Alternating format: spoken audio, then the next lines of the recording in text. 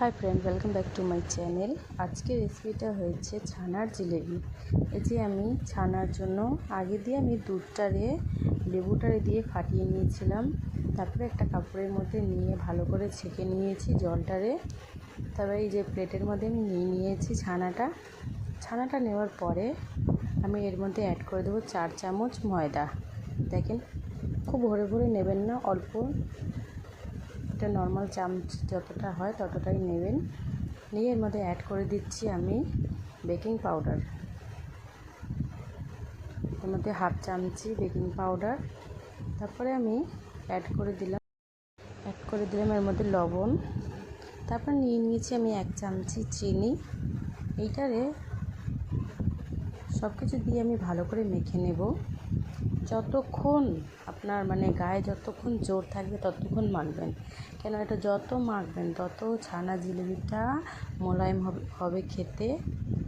দেখেন, পুরো গায়ের জোর দিয়ে আমি প্রায় 10 থেকে 15 মিনিট এটারে ভালো করে মাখছি।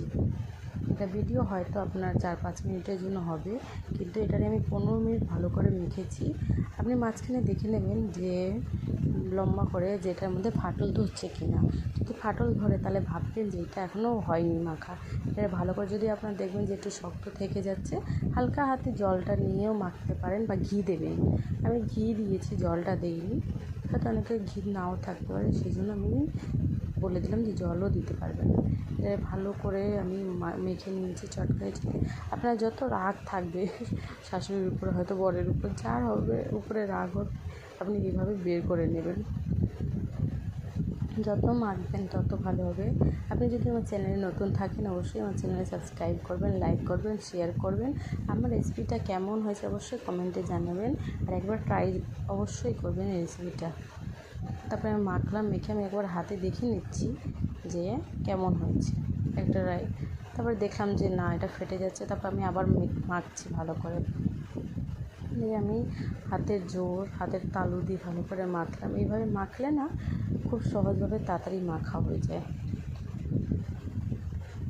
মাখার পরে আমি এটারে ছোট ছোট করে গোলা করব।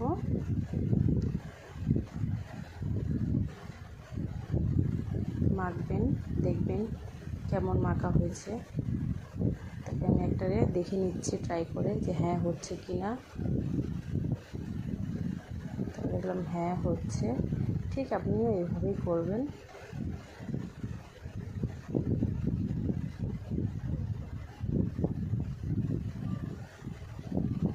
একটা রাউন্ড শেপ দিয়ে নিচ্ছি জিলেবির মতো। দেখেন, আপনিও এইভাবে করবেন। আমি সব ছোটো ছোটো গোলা করে নিলাম, করে ঠিক সবটারে আমি একই সাইজে বানিয়ে নেব।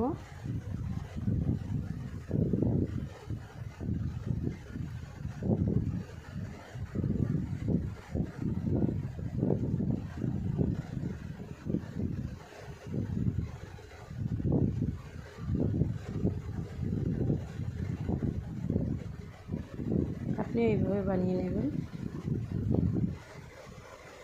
বানানো হয়ে গেছে। তবে চলো দেখে নেব পরেরটা। আমি একটা কড়াই নিয়ে নেব। কড়াইয়ের মধ্যে তেলটা গরম করতে রেখে দিয়েছি। তারপরে এটার একে একে করে সবটারে ভেজে নেব। তেলটা গরম হয়ে গেছে, সবগুলো দিয়ে দিচ্ছি। তারপরে আমি সব লাল করে ভাজবেন। সব একে করে দিয়ে ভালো করে ভেজে নেব, নাড়াচাড়া দিয়ে। দেখবেন যে নিচে দিয়ে যদি না লেগে যায়, এটা একটু বেশি করে তেল দেবেন। ঠিক আমি চারপাশে ভালো করে ভেজে নিচ্ছি। তারপর আমার এগুলো ভাজা শেষ। আমি আর দুটো ছিল, সেটারও ভেজে নিলাম। তারপরে আমি একটা নিয়েছি পাত্র, যেটার মধ্যে আমি দিয়ে দিলাম 2 কাপ চিনি, আর ঠিক 2 কাপ জল দিয়েছি।